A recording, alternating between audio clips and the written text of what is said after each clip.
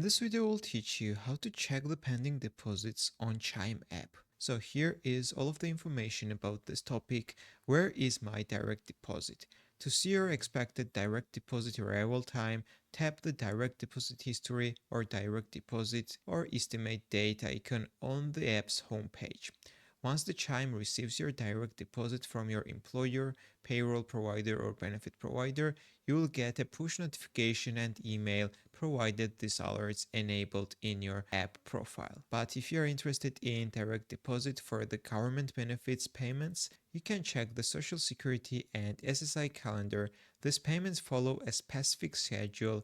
If you're interested in details, here is the calendar. So you can open this calendar and see when you get paid for your Social Security benefits. So you can look at this calendar, August, September, October, and etc. If this video is helpful for you, don't forget to click the like buttons and don't forget to subscribe.